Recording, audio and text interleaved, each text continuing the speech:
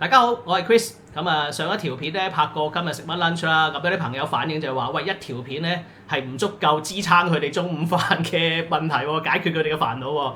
咁我決定咧將呢個咧變成一個系列啦，今日食乜 lunch 系列。咁啊，有時間嘅話，或者係每個禮拜，未必啦。咁我睇下我時間啦，咁就可以推介下食啲咩。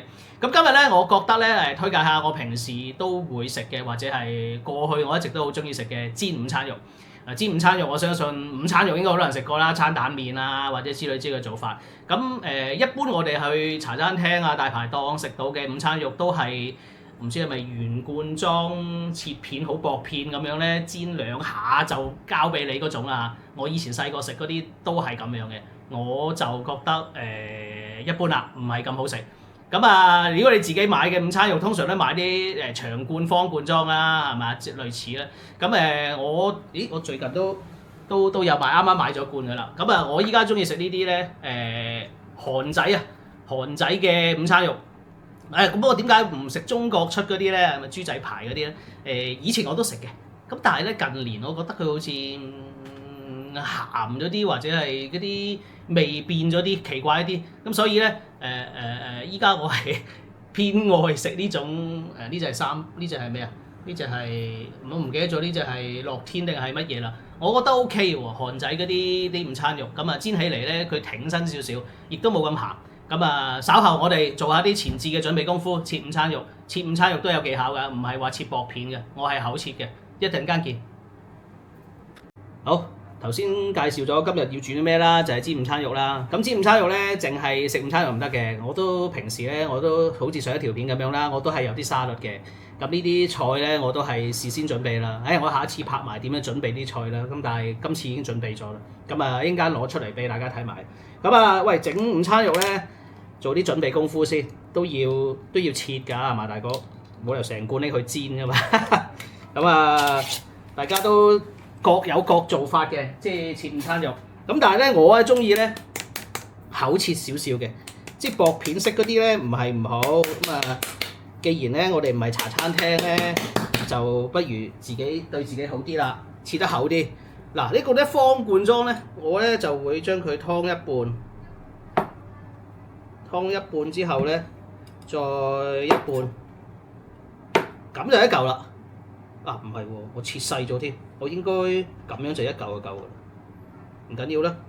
總之厚身少少嘅，咁樣就會好食啲。其實咧，我平時咧應該咧就咁樣切咗一嚿咧就 OK 嘅。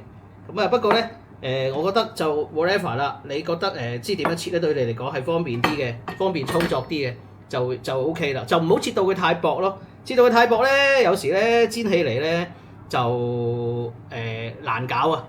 咁啊，茶餐廳啊方便佢出貨咧就切薄啲啫嘛。咁我依家咧即係平時咧，我如果你呢罐切法咧，我就去咁樣就維持一嚿㗎啦，就可以直接拎去煎㗎啦。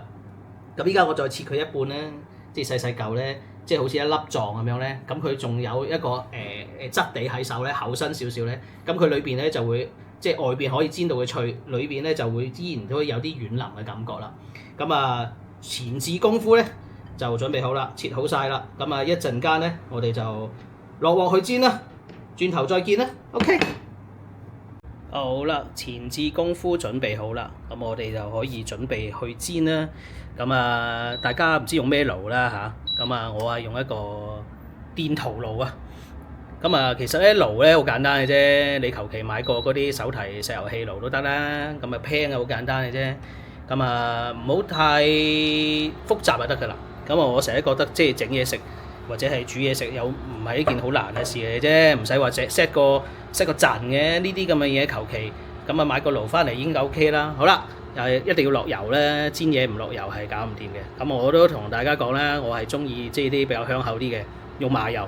咁呢個都係上次我用嗰隻油啦。咁啊，今次煎午餐肉都係用麻油。咁啊，啲人咧講話咧燒紅個鑊先好落油，我覺得冇乜所謂。對我覺得依家嚟講係差唔多嘅啫。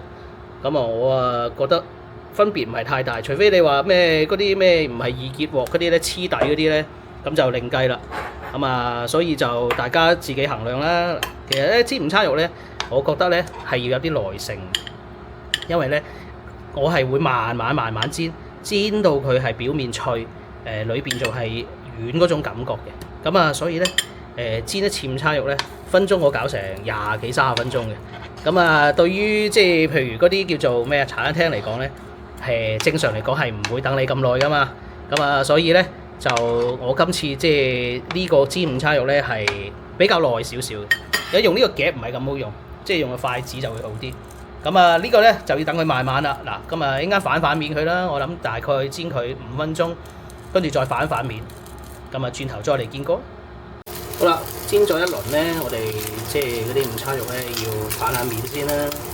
你睇下，喂 OK 喎，即係開始有啲嗰啲上咗色咯。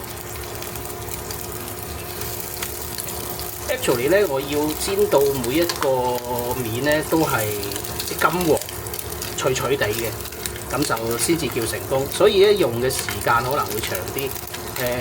我建議大家開嘅火力咧就用中細火。唔好用太大火，依家都大咗少少添。中細火咧煎起嚟咧，佢就會慢煎咧個面就會比較脆少少。咁啊，人哋咧裏邊咧就依然比較柔軟少少，可以做到呢個效果啦。咁啊，依家又係等佢再煎下啦，煎幾分鐘啦。好啦，經過幾次嘅反底反面嘅煎法咧，嗱你見到啦，幾個面咧都開始煎香咗啦，係未夠噶噃。咁我哋要繼續煎，即係我覺得佢再要做多3、4次呢個 cycle 咧，底面啊同埋呢個面咧都未煎香，呢個面都未煎香嘅，咁啊所以咧就要繼續反，咁啊重複呢個過程咧，我諗大概每一面咧都有2、3次啦，咁啊直到咧成件午餐肉咧，即係好似呈現緊一個香脆嘅狀態咧，咁啊先得嘅。咁啊，我諗啊，我下一個鏡頭應該就差唔多係佢完成嘅狀態啦。大家依家睇下，煎到依家呢個狀態，開始幾個面都香口啦。咁啊，依家動高佢，煎埋嗰個叫做每個面都煎啦。咁呢個咧curve 嘅面咧有啲難煎嘅，咁啊用筷子夾住佢煎咧都得嘅。咁啊務求每一個6個面啦，6個面都煎一煎佢，煎到佢全部香口。咁啊，我對於午餐肉嘅要求比較高少少，所以咧唔能夠隨便嘅。你睇下個底要煎到咁樣燶燶地，我先至食嘅。好啦，經過幾次嘅 cycle 反轉唔同嘅面去煎之後咧，大家望下，基本上咧一嚿午餐肉咧，所有嘅面咧都已經俾我哋煎過晒㗎啦。咁啊呢個面啦，呢個位啦，呢度咧都有煎過啦，呢度就爭少少，可以咧再煎一煎佢。咁啊〜我諗過多一個 cycle 咧，再煎埋呢一轉咧，我哋就可以上碟㗎啦。各位，經過我哋一輪嘅功夫之後咧，我哋嘅午餐肉就可以成功啦。咁啊，你見到咧，每一件咧都煎到咧，6個面咧都完全係通透咁樣煎好晒啦。咁啊，我哋煎完之後咧，唔好即刻食，因為佢仲係好熱嘅。好熱咧，佢就產生唔到嗰種脆口感啊。咁啊，一陣間咧攤一攤佢，大概唞一唞5至10分鐘啦。再組合埋我啲沙律菜，就成為今日食乜 lunch 嘅主角啦！我轉頭再見啦 ，OK？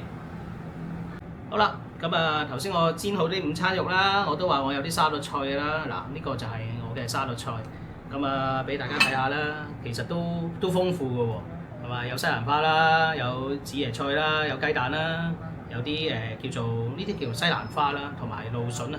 咁啊叫咩甜椒啦，呢個叫黃甜椒啦，同埋呢個粟米筍啦。咁啊基本上咧紅蘿蔔啦，仲有紅蘿蔔啦。基本上咧我就係前一晚就去俾大家轉個圈俾大家睇下。咁啊我前一晚就即係我對於啲沙律菜咧，我會焯一焯水先，因為我覺得有少少青味，有時即係食起嚟咧好似會好奇怪咁，所以呢啲大部分嘅菜咧我都會焯一焯佢先。咁咧跟住我就會即係擺翻喺雪櫃度咯。